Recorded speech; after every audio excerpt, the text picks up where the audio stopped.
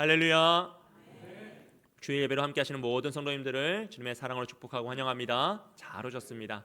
오늘 로마서 1장 17절 말씀을 통해 복음과 믿음이란 제목으로 함께 말씀의 은혜를 나누기 원합니다. 여러분, 오늘날 사람들은 신의 존재 자체를 부정하거나 의심하죠. 예수님도 하나님의 아들이다라는 걸 아예 믿지도 않고 그냥 종교적으로 좋은 사람, 아니면 이 시대 속에 이 세상에서 참 좋았던 성인, 4대 성인 중에 한 명으로 이야기합니다. 부처, 맹자, 소크라테스, 아리스토텔레스, 그리고 예수님, 이렇게 4대 성인을 이야기하죠. 그리고 그들은 이렇게 이야기합니다. 나는 종교가 없어도 잘 살 수 있다는 거죠. 도덕적으로 내가 무슨 큰 죄를 짓겠냐, 나 지금까지 잘 살아왔고 앞으로도 잘 살 자신이 있다는 것이에요. 기독교가 이야기하는 복음이 없이도 나는 내 인생의 의미를 찾을 수 있다. 나는 충분히 지금 행복하고 잘 살고 있고 나는 내 삶이 참 좋다. 의미가 있다는 거죠. 그러니 왜 사람을 힘들게 하냐는 거예요. 왜 굳이 나에게 종교를 강요하고 복음을 들으라고 하고 이것을 믿으라고 하는가? 왜 나에게 복음이 필요한가? 라는 질문을 합니다. 하지만 이런 주장에는 여러분, 한 가지 큰 오해가 있습니다. 그것은 무엇이냐면 복음이라는 것이 우리의 삶을 조금 더 낫게 만들고 우리를 조금 더 좋은 사람을 만드는 인생의 팁이 아니라는 거죠. 복음은 우리 인간 존재에 대한 하나님의 궁극적인 해답입니다. 단지 내가 조금 더 좋은 사람, 조금 더 윤택한 삶, 조금 더 바른 삶을 사는 방법론이 아니라 우리 존재가 무엇이고 나는 왜 이 세상에 태어났고 나는 어떻게 살아야 되고 죽음 위에 무엇인가라는 가장 본질적인 질문의 해답이 바로 복음이라는 것입니다.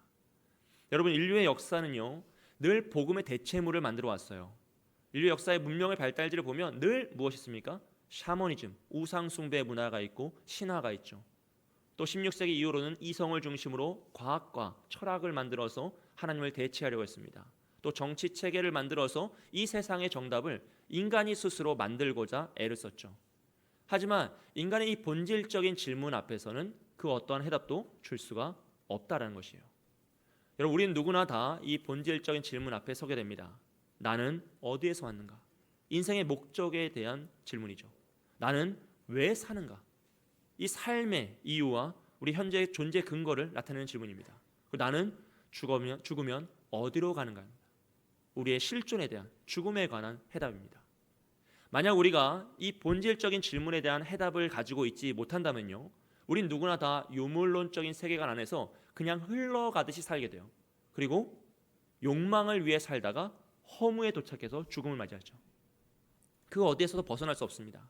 왜냐하면 인생의 시작과 과정과 마지막의 의미를 가지고 있지 않기 때문이에요.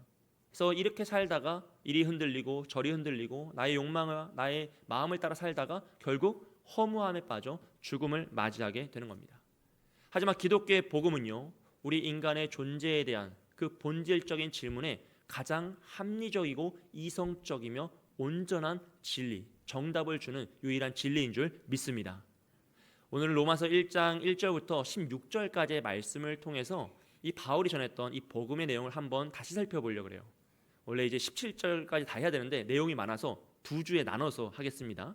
그래서 오늘은 우리가 이미 알고 있는 이 복음의 내용일 것입니다. 여러분이 이 복음을 믿으시고 예수를 믿으시는 분들은 평생토록 믿어왔기 때문에 한 번도 의심해 본 적이 없는 내용일 수도 있어요. 하지만 오늘 이 시대는, 그리고 우리 주변에, 우리 가정에는 이 복음을 의심하는 자가 있습니까? 없습니까? 예, 다 집에 다 하나씩 있잖아요. 예, 우리 다 그것을 고민하고 혹여나 의심하고, 또 우리 마음속에도 내가 생각했던 복음이 하나님이 말씀하시는 성경의 복음과는 다를 수 있습니다. 더 작게 생각할 수 있고 한 부분에 집중할 수도 있고 내가 오해하는 부분도 있을 수 있어요. 그래서 오늘은 이 복음의 내용을 변증하면서 하나하나 살펴볼 것인데, 그 내용을 통해서 우리가 알고 있던 내용을 다시 한번 점검하고 또 우리의 자녀들이나 우리의 이웃들이나 복음을 믿지 않고 혹여나 의심하는 일이 있다면 잘 설명해 줄 수 있는 그런 역사가 일어나길 소원합니다. 여러분, 바울이 설명하는 복음의 내용은요, 첫째로 1장 1절에 보시면 하나님의 복음입니다. 예수 그리스도의 종 바울은 사도로 부르심을 받아 하나님의 복음을 위하여 택정함을 입었으니 라고 이야기하고 있어요. 즉, 이 복음이라는 것은 인간이 만든 것이 아니라는 것이죠. 이 세상 사람들은 기독교를, 아니 모든 종교를 사람이 만들었다고 이야기를 해요. 종교도 사람이 만들고 이 종교적인 시스템을 만들어서 사람을 통제하기 위해서, 시대적으로 사람들을 잘 이끌어가기 위해서 시대적인 유물이다. 사람이 지혜롭게 만든 것이다 라죠. 즉 복음도 사람의 그 죄책감이나 사람의 그런 모든 것들을 잘 피하기 위해서 만들어낸 좋은 시스템이다라고 이야기합니다. 하지만 바울은 로마서 1장 1절에서 그것과는 정반대로 이야기하죠. 즉 이 복음은 사람이 만들어낸 것, 사람이 상상하고 무엇인가 상황에 맞춰서 만들어낸 것이 아니라 하나님께로부터 온 하나님의 복음이다라는 것이에요. 이 하나님의 복음이라는 말은요, 이 복음이 하나님과 관련 있는 무슨 좋은 것이란 것이 아니라 이 복음의 근원과 계획과 주도권이 오직 하나님께 있다라는 것을 상징해요. 즉 모든 복음은 하나님의 영역입니다. 인간이 감히 무엇인가를 더하거나 덜할 수 없고 오직 하나님께서 주권적으로 사용하시고 통치하시는 하나님의 방법이라는 것이죠. 그래서 이 복음은 인간의 필요에 의해서 만들어진 것이 아니라 창세 전부터, 이 세상이 계획되기 전부터 하나님께서 준비하시고 예비하시며 계획하신 구원의 이야기다라는 것입니다. 그렇다고 해서요, 안 믿던 사람들이 갑자기 믿음을 갖게 되는 건 아닙니다. 뭐 알겠다, 너희가 그렇게 이야기하니 내가 복음이 그런 거라는 걸 알아주겠다, 믿는 건 아니고 그냥 인정해 주겠다라고 이야기할 수 있어요. 그런데 다시 이야기하죠. 그 복음이 나랑 무슨 상관이라는 것이. 도대체 너희가 믿는 예수가 나와 무슨 상관이고 이 복음이 나에게 뭐냐, 무슨 의미가 있냐라는 것이죠. 이 질문 앞에서 복음의 독특한 특성이 살아납니다. 그럼 복음은요, 이 세상의 중요한 가치와 진리를 정보로 제공하는 사상이나 체계가 아니에요. 이것이 있으니 너희가 믿으면 믿고 좋고 안 믿어도 어쩔 수 없다, 이런 정도가 아니라 복음은 우리에게 찾아오시는 하나님의 능력입니다. 세상 어떤 진리도 사람을 찾아가지 않아요. 사람이 깨달아야 되는 거죠.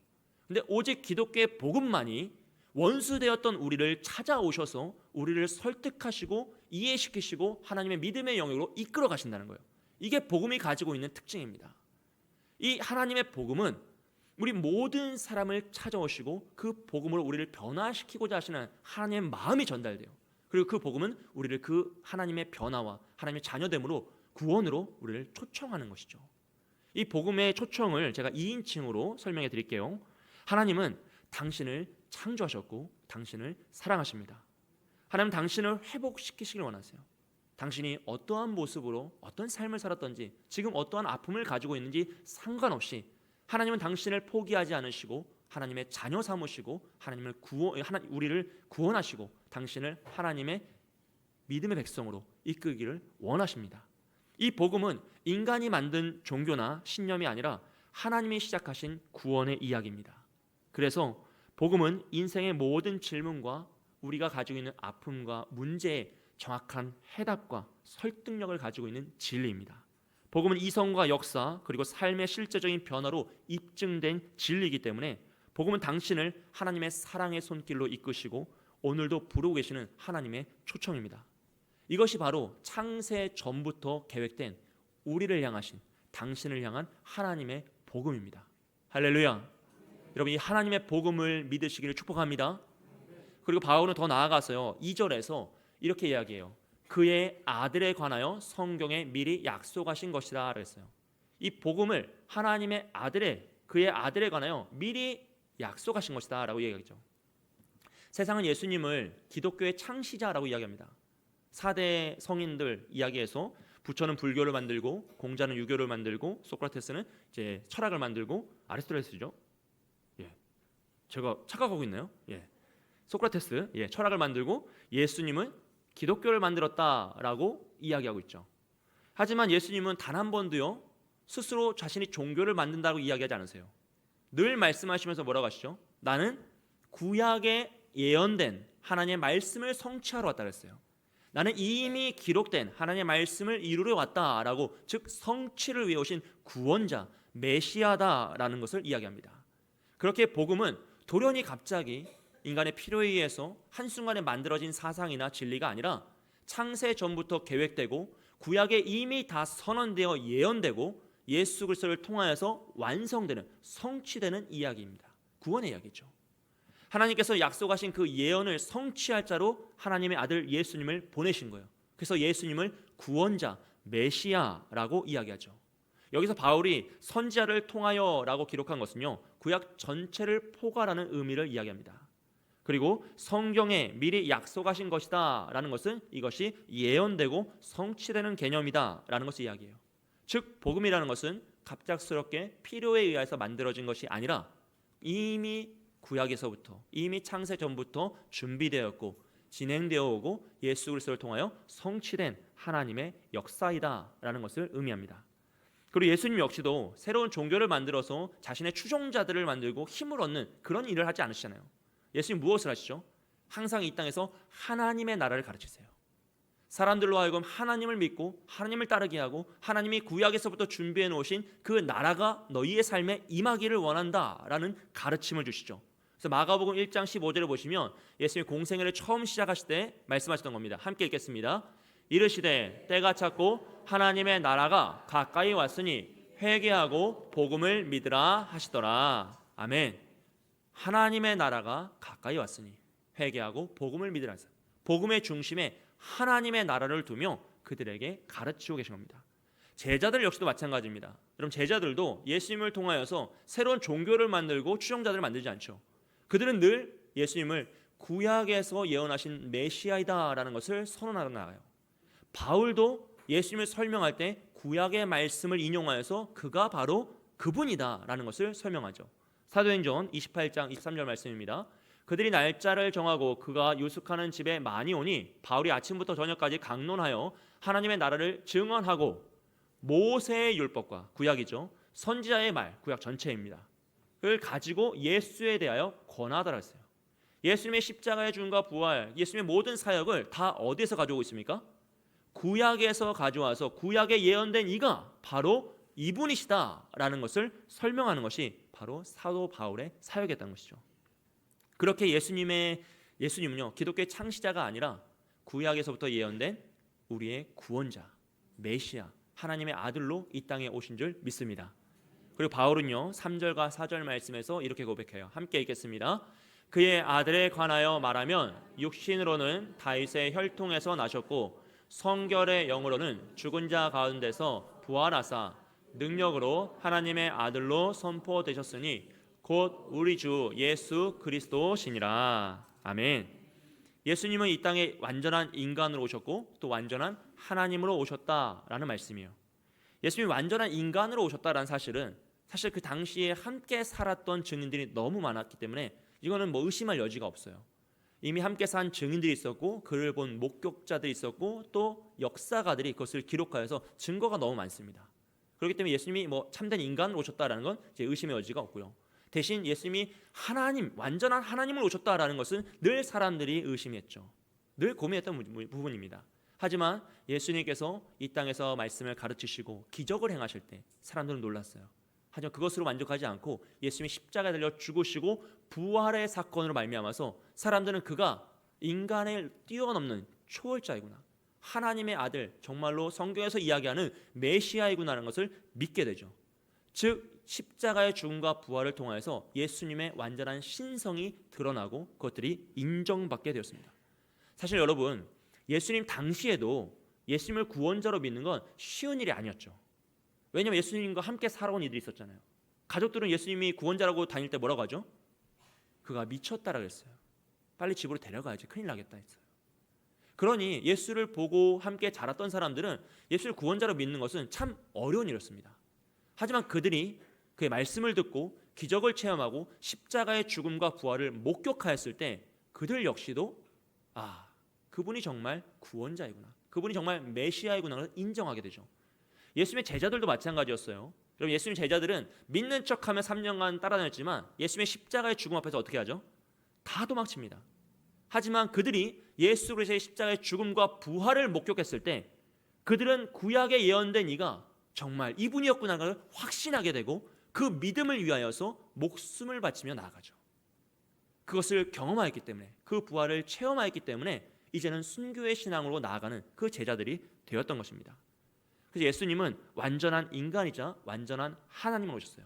바울은 이것을 육신으로는 다윗의 혈통에서 나셨다라고 표현해요. 여기서 육신으로라는 표현을 쓰는 것은 예수님의 인성을 강조하기 위함입니다. 예수님 완전한 인간이셨다는 거죠. 또 다윗의 혈통으로 나셨다라는 것은 그가 역사의 저편에서 갑자기 등장하는 인물이 아니라 이스라엘 역사 가운데서 실존하는 인물이었다. 정말로 우리와 함께했고 그는 우리와 동행하였고 인간으로 우리의 역사 속에서 우리의 삶의 한 가운데 함께했다라는 것을 증명하죠. 왕적인 계보를 가지고 태어나셨다는 것을 상징합니다. 예수님이 신화적인 존재나 우화적인 존재가 아니라 실존하신 역사적인 인물이다라는 것을 강조해요. 더 나아가서 성결의 영으로는 죽은 자들 가운데 부활하사라고 했어요. 이 성결의 영은 바로 성령을 의미합니다. 즉 예수님께서는 성령의 능력으로 죽음에서 부활하셨습니다. 그것이 바로 예수님이 우리와 다른 정말로 참된 하나님이시구나라는 것을 증명하는 것이죠. 여러분 아무리 위대한 선지자나 리더들도 죽었다 살아난 사람이 있습니까? 없습니까? 없죠. 여러분 주변에 혹시 내가 죽었다 살았다 하는 분들이 계셔요? 뭐 있을 수 있어요. 그럼 우리가 마음속으로 믿어요 안 믿어요? 안 믿잖아요. 뭐 고개는 끄덕여줄 수 있는데 믿어요 안 믿어요? 안 믿잖아요. 이거는 인간의 영역이 아니기 때문이에요. 인간의 이해나 상식의 영역, 과학적인 영역으로는 이해할 수가 없어요. 이건 받아들일 수가 없죠. 오직 성령의 능력으로 그가 살아난 것을 정말로 목격했을 때 그 증인들로 말미암아서 그 경험으로 말미암아서 예수가 메시아이구나, 예수가 참된 구원자, 참된 하나님이구나라는 믿음이 확장되기 시작했어요. 이건 우연이 아니라 역사적인 사건을 근거로 하여서 나타난 확장된 역사입니다. 이런 예수님의 부활은요 단지 종교적인 상징이 아니죠. 수많은 목격자 그리고 증인들 그리고 역사가들의 증거된 자료가 있어요. 여러분 이것을 우리가 우습게 생각할 수도 있고 그냥 그러려니 하고 믿고 살아왔기 때문에 한 번도 의심할 수 없을 수도 있는데 실제 정말로 그 역사적인 증거들로 인하여서 어떤 일을 합니까? 그 예수를 믿는 기독교가 로마의 국교가 됩니다. 그리고 로마의 국교가 될 때 그들이 그냥 그것을 쉽게 받아들인 게 아니죠. 아주 오랜 시간 동안 그것을 확인하는 작업을 거쳐요. 그러고 나서 그가 정말 살아났구나, 그는 인간의 영역을 초월한 하나님이었구나 하는 것을 인정하여서 그 기독교를 국교로 만들죠. 즉 이것은 단지 종교적인 상상력으로 만들어낸 우화나 상식이 사건이 아니라 실제 역사 가운데 일어났던 하나님의 능력의 사건이라는 것이죠. 그리고 그 능력의 중심에는 성령 하나님이 계십니다. 성령께서 예수를 살리셨던 것이죠. 그래서 바울도요 능력으로 하나님의 아들로 선포되셨으니 라고 표현해요. 하나님의 아들로 선포되셨다라는 것은 그가 죽음을 이기시고 초월하신 그 부활하신 초월의 능력자이다, 하나님이다라는 것을 이야기해요. 예수님은 원래 하나님의 아들이셨는데 이 십자가의 죽음과 부활의 사건을 통하여서 공식적으로 온 세상에 선언하신 겁니다. 나는 진정한 구원자이다, 메시아이다 라는 것을 선포하시는 거죠. 예수님이 이렇게 완전한 인간이자 하나님으로 오신 이유는 완전한 인간이시기 때문에 우리의 대표가 되실 수 있게 돼요. 우리를 대신하여 십자가에 달려 죽으실 수 있는 거죠. 또 반대로 완전한 하나님이시기 때문에 그 죽음이 우리의 죄를 사할 수 있었던 겁니다. 예수님이 완전한 인간이 아니셨더라면 우리의 대표가 될 수 없습니다. 예수님이 완전한 하나님이 아니셨더라면 그 죽음은 우리의 죄를 용서할 수 없습니다. 능력이 없는 것이죠. 그렇기 때문에 예수님께서는 완전한 인간이요 완전한 하나님으로 이 땅에 오신 겁니다. 물론 오늘 이 시대는 예수님의 부활 자체를 믿지 않죠. 거부합니다. 허무맹랑한 거짓말, 그들이 지어낸 이야기라고 믿어요. 여러분 제자들이 꾸며낸 이야기라고 이제 생각을 해보는 거죠. 만약에 정말 예수님의 부활이 없었어요. 그러면 기독교가 어떻게 발생하죠? 제자들이 예수님이 죽음에서 살아났다라는 거짓 이야기를 꾸며서 그 종교를 만들어내는 것이죠. 그럼 그들이 그 종교를 만드는 이유는 무엇입니까? 자기가 교주가 되거나 무엇인가 권세를 얻기 위해서, 뭔가 득세하기 위해서 그런 거짓을 선포했겠죠. 그런데 문제는 제자들이 그 권세를 누리기 전에 그들에게 생명을 빼앗을 박해가 먼저 찾아왔다는 것이에요. 우리가 다 알다시피 바울과 베드로는 네로 황제의 박해 때 순교했습니다. 예수님의 제자들 다 순교당했죠. 그러면 그들이 만들어낸 거짓 진리 때문에, 그 예수가 부활했다는 사실 때문에 자신의 목숨을 걸어야 하는 순간 제자들은 뭘 해야 됩니까? 그 진리를 버려야죠. 그런데 그 제자들은 다 순교를 선택했어요. 여러분 이건 상식적으로 이해가 되지 않는 영역이죠. 만약에 그 1세대 제자들 말고 그들의 추종자들인 2세대와 3세대들이 순교했다고 하면 그래도 좀 믿을 수 있어요. 왜냐하면 그들은 속았으니까요. 완전히 거짓에 속아서 매료돼서 지금 이단에 빠진 사람들처럼 그냥 정말 그렇구나 하면서 살아가기 때문에 무지몽매하여서 죽음을 당할 수 있다고 생각할 수 있어요. 하지만 1세대 제자들은 아니죠. 그들은 예수가 부활하지 않은 걸 자신들이 알고 자신들이 거짓을 꾸며냈는데 그 거짓 진리를 지키기 위해 목숨을 건다라는 건 상식적으로 있을 수가 없는 이야기입니다. 만약 그들에게 박해가 찾아와서 목숨을 걸어야 하는 순간 그들은 뭘 해야 되죠? 그 거짓을 버리고 목숨을 구걸해야죠. 하지만 모든 제자들은 예수가 십자가에 죽었다가 부활했다는 사실을 선언하다가 다 죽습니다. 자신의 목숨을 걸어. 그리고 그들의 제자였던 2세대, 3세대들도 그 진리를 지키기 위해 목숨을 걸고 다 순교하고 정말 수많은 순교의 피가 흘렀죠. 로마가 기독교를 박해한 것이 300년이 넘어요. 그들은 정말로 모든 힘을 다해서 기독교를 박해했습니다. 근데 그 수많은 박해와 고난 속에서 정말 많은 피 흘림이 있었지만 그들은 단 한 명도 그 진리를 거부하지 않고 그 진리를 지키기 위해 순교를 감당해요. 그러면서 어떻게 되죠? 300년의 고난이 끝난 후에 그 기독교가 로마를 지배하죠. 국교가 되어버려요. 여러분 어떻게 이런 일을 합니까? 이것이 예수가 부활한 것이 거짓이라면 정말로 유대 그 작은 땅에서 어떤 한 유대인 남자가 죽었다가 살아났다 그 이야기로 정말 이단과 같은 사상이 발생하고 그것이 당시에 가장 강력했던 로마 제국을 지배하고 오늘도 살아서 온 세계에 퍼지고 그 수많은 사람들을 변화시키는 능력으로 어떻게 살았을 수 있겠습니까? 여러분 그것은 반대로 예수가 십자가에 달려 죽었다 살아난 것이 사실이기 때문인 줄 믿습니다. 그것이 이 인간의 추상적인 상상이나 우화가 아니라 신비로운 이야기가 아니라 정말 역사적 사실이고 그 역사적 사실에 근거하여서 믿음이 생겼고 그 1세대의 순교가 일어났고 그 순교 위에 2세대의 순교가 일어났고 3세대의 순교가 일어나면 오늘까지 복음이 전해졌기 때문에 그 진리의 토대 위에 오늘 우리가 서 있기 때문에 예수의 부활은 참된 역사적 사실이고 오늘 우리가 믿는 이 복음도 하나님의 능력인 줄 믿습니다. 여러분 그 복음을 믿으시길 바라요. 그 복음을 저 멀리 있는 나의 그 무엇으로 해석하지 마시고 정말 내 안에 내 삶을 지배하고 주관하는 하나님의 능력으로 받아들일 때 우린 정말 예수가 부활하지 않았다라는 의심 앞에서 두려워 떠는 것이 아니라 그 예수는 정말로 부활하셨고 정말로 능력으로 오늘도 함께 하신다는 믿음의 고백을 할 수 있을 줄 믿습니다. 여러분 예수님 당시의 사람들도요 바보가 아닙니다. 그들도 예수를 주로 시인하고 죽었다 살아난 것을 믿는 건 쉽지 않은 일이었습니다. 당시 로마 제국이요 가장 강력한 왕국이었고 정말로 철학적 사유와 기술적 발전에서는 우리의 상상을 뛰어넘는 일이었어요. 지금도 부활이란 것은 인간의 상식을 뛰어넘는 초월의 영역이기 때문에 감히 우리가 판단하고 분별할 수 있는 것이 아닙니다. 그럼에도 그들이 기독교를 말살하지 못하고 기독교와 존속하고 심지어 로마 제국을 정복하고 온 세상으로 퍼져 오늘도 수많은 변화를 일으켰다면 그 부활은 참된 진리이고 역사적 사실이라는 것을 우리는 반드시 믿어야 합니다. 그럼에도 불구하고 안 믿는 일이 있습니까? 없습니까? 있습니다. 그것은 무엇이냐면 결국 이 믿음은 안 믿는 것이 아니라 못 믿는 것이 아니라 안 믿고 싶은 거죠. 왜냐하면 이 믿음이란 것이 우리 이성의 영역이 아니기 때문이에요. 내가 합리적으로 수학처럼 문제를 풀어서 야 이렇구나 내가 이제 믿어야겠다 이것이 아니라 이 믿음의 영역은 하나님의 구원의 영역이기 때문에 하나님께서 은혜를 주신 자만 믿을 수 있어요.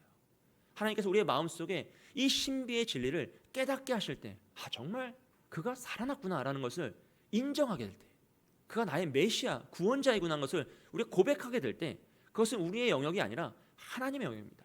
그렇기 때문에 이 사실이 아무리 영원불변하고 정말 역사적으로 의심할 수 없는 증거가 너무나 많음에도 불구하고 오늘 이 시대에 안 믿는 이들이 많은 이유는 그것이 하나님의 영역이요 우리가 감히 침범할 수 없는 구원의 영역이기 때문입니다. 그래서 우리는 더 힘써 기도해야 합니다. 우리 주변에 이 사실을 믿지 않는 이들, 우리 마음속에 혹여나 의심하는 부분들, 우리도 사실 그런 마음을 가질 수 있거든요. 어느 부분에 있어서는 정말 이럴까? 정말 그럴 수 있을까라는 생각을 가질 수 있습니다. 그 영역조차도 하나님께서 우리에게 은혜를 주시기를 기도하시고 정말 그들이 이 하나님의 구원의 영역을 들어올 수 있도록 은혜를 받을 수 있도록 간구하시면서 나아갈 때 하나님께서 그들도 지키시고 우리도 변화시키실 줄 믿습니다. 9절 말씀에서 바울은 이 복음을 그의 아들의 복음이다라고 설명해요.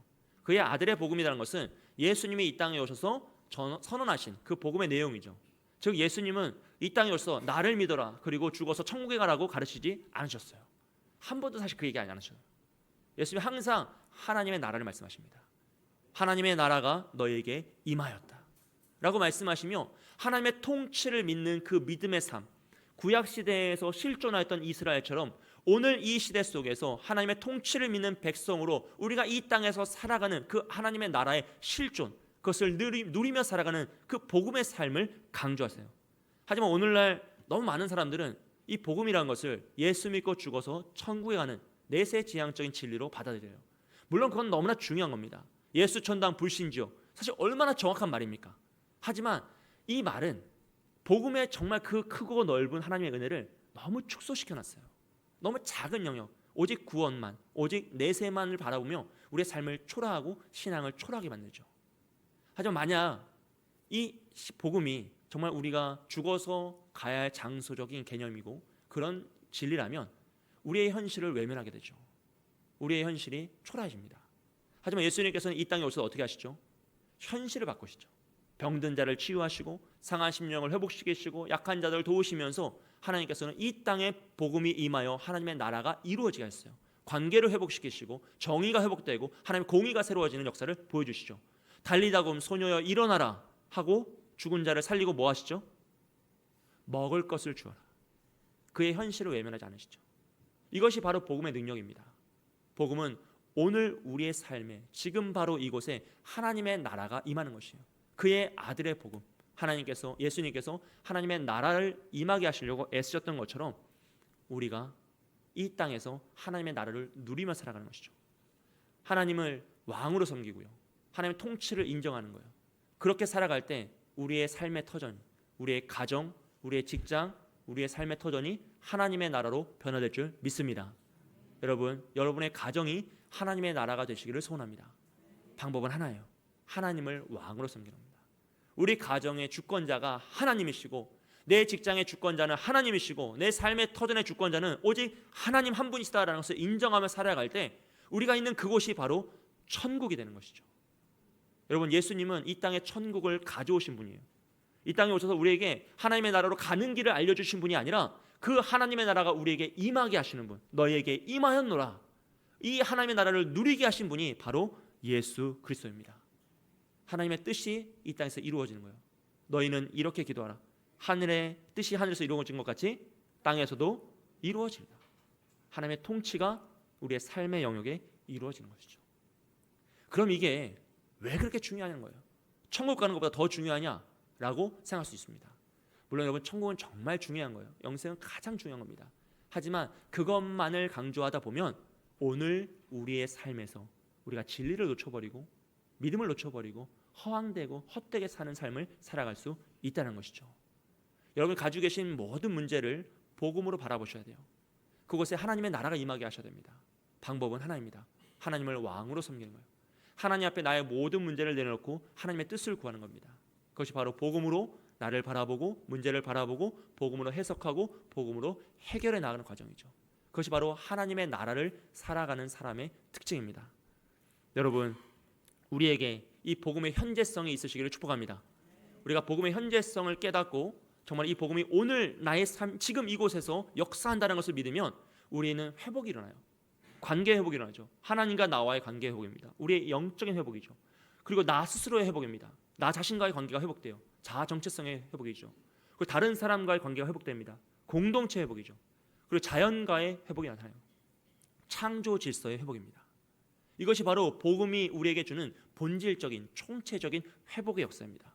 그래서 바울도 복음 안에서 내 심령으로 섬기노라라고 이야기했어요. 바울은 예수님 만나고 복음을 받아들이고 내가 죽어 천국 가야지, 그러니까 열심히 살아야지라고 고백하지 않아요.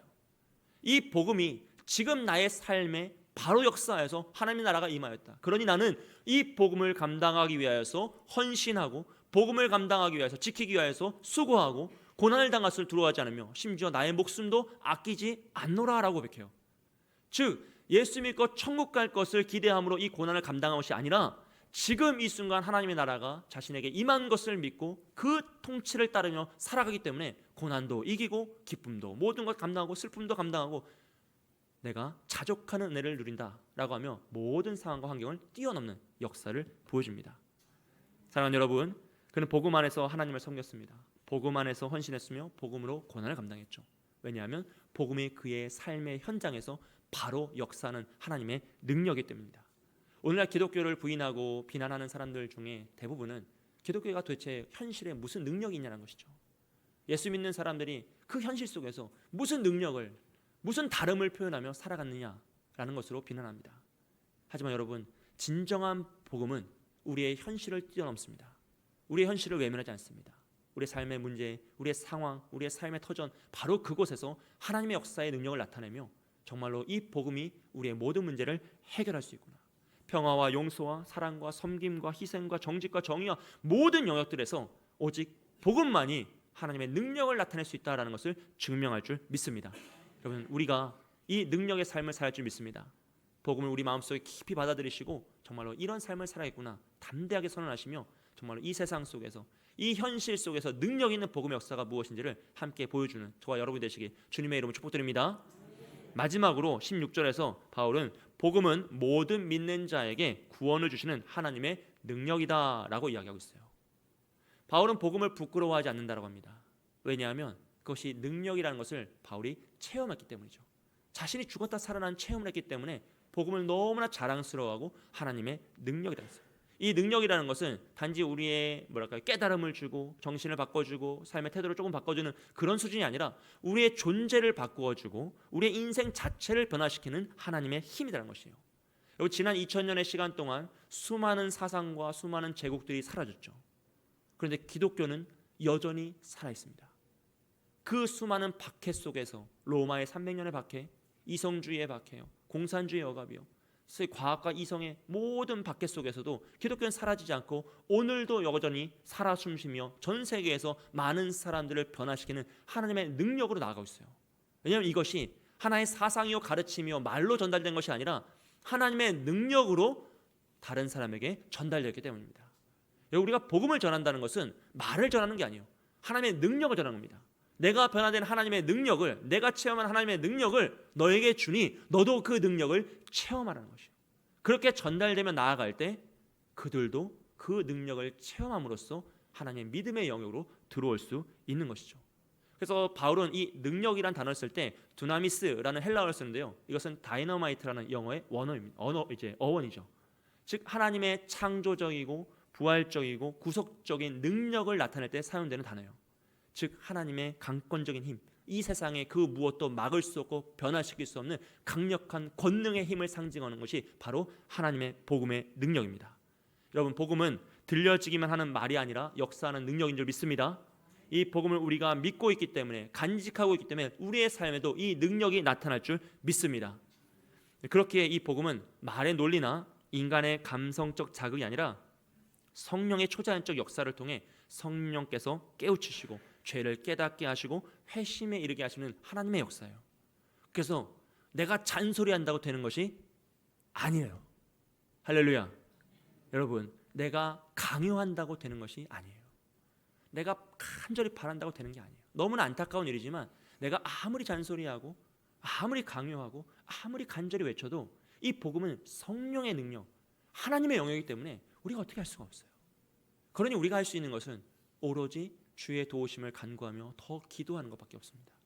간절히 외치고 외쳐서 정말로 성령께서 그를 찾아가서 만나주시고 우리를 만나주셨던 것처럼, 우리에게 능력을 체험케 하셨던 것처럼 성령께서 그를 깨우쳐 주시고 깨닫게 하시고 깨워주시기를, 잠들어 있는 영혼을 깨워주시고 외면하고 있는 영혼을 다시 돌이켜주시고 의심하는 영혼에게 확신을 주시고 정말로 외면하여 떠난 영혼을 다시 돌이켜 주의 역사로 일으켜달라고 간절히 기도하는 수밖에 없는 것이죠.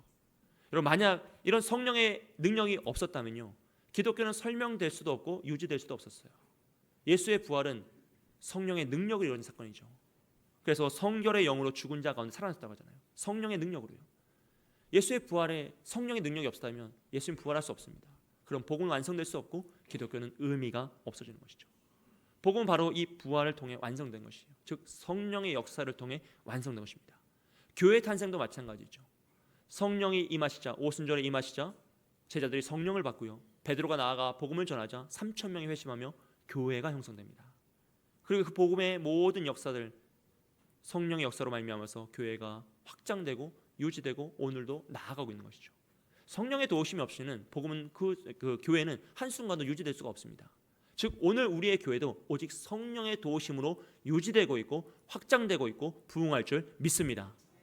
복음의 확장, 모든 것이 성령의 역사입니다. 여러분, 내가 알지 못하는, 내가 만난 적이 없는 예수라는 사람을 위해 목숨을 거는 것이 상식적으로 있을 수 있는 일이겠습니까? 그 당시에도 예수를 보았던 자들도, 함께 살았던 이들도 그를 예수로 구원자로 믿고 다른 사람에게 전한다는 것은 쉬운 일이 아니었어요. 생각해 보시면 그 당시에 십자가 달려 죽은 자는 로마 문화권에서 가장 죄인 중에 죄인이었어요. 정말 악한 이였습니다. 정말 천한 자였어요. 그 천한 자를 다시 살아났다고 이야기하고 그가 나의 구원자다라고 고백하는 것은 나 자신을 그보다 더 못한 자라고 인정하는 거죠. 그렇게 나의 구원자가 될 수밖에 없잖아요. 그런 고백을 하며 나아가고 심지어 그 고백을, 그 믿음을 지키기 위해 목숨을 건다라는 것은 있을 수 없는 일이죠. 그것은 오직 성령께서 그들에게 믿음을 주시고 그 믿음을 견고하게 하시고 어떠한 고난과 억압 속에서도 흔들리지 않고 끝까지 믿음의 길, 구원의 길을 걸어갈 수 있도록 도우셨기 때문에 일어날 수 있는 역사입니다. 그리고 그 성령의 역사로 말미암아 이 복음이 오늘 우리에게까지 전해진 것이죠. 그러면 성령의 능력이 없었다면 기독교는 이미 사라졌을 것이에요. 이미 1세기 초반에 정말로 이상한 사람들, 정말 미친 자들, 정말로 광신도들이라고 하면서 그냥 자기들끼리 있다가 사라진, 그래서 역사의 기록도 되지 않을 만한 그런 종교였어야 합니다. 하지만 성령께서 그 모든 역사를 일으키시고 지키시고 확장시키셨기 때문에 오늘까지 살아있고 능력있고 변화의 능력으로 함께하는 것이죠. 사랑하는 여러분, 기독교의 신앙은 이 복음이란 것은 단지 사람이 만들고 상황의 필요에 의해서 만들어진 종교적인 사상이나 거짓말로 꾸며진 이야기가 아닙니다. 너무나 명확한 역사적인 사실 앞에서 이루어진 사건이고 또 그 근거를 통하여서 믿음이 확장되고 그 믿음이 확고하게 선 것이죠. 여러분이 기독교의 그 복음의 진리를, 그 능력을 믿으셨으면 좋겠어요. 우리 마음속에 혹여나 의심하거나 혹여나 오해하고 있는 부분이 있었다면 오늘 이 말씀을 통하여서 우리의 마음을 다시 되새기시고 더 견고하게 하시고 의심이 믿음으로, 내가 오해했던 것이 더 확신으로 변화되는 역사가 있기 소원합니다. 그리고 우리 주변에 복음을 믿지 않고 의심하는 이들 당연히 있을 수 있습니다. 너무나 많죠. 사실 그들에게 이 복음이 전해져서 정말 나의 삶을 통해, 나의 믿음의 고백을 통해 내가 체험하고 능력을 경험했던 이 예수 그리스도의 복음이 전해져서 그들도 이 복음을 체험할 수 있도록, 그 능력을 경험할 수 있도록 간절히 기도하셔서 정말 복음의 능력이 살아 숨쉬는 하나님의 나라를 살아내는 저와 여러분이 되시길 주님의 이름으로 축복드립니다. 지금 함께 기도하겠습니다.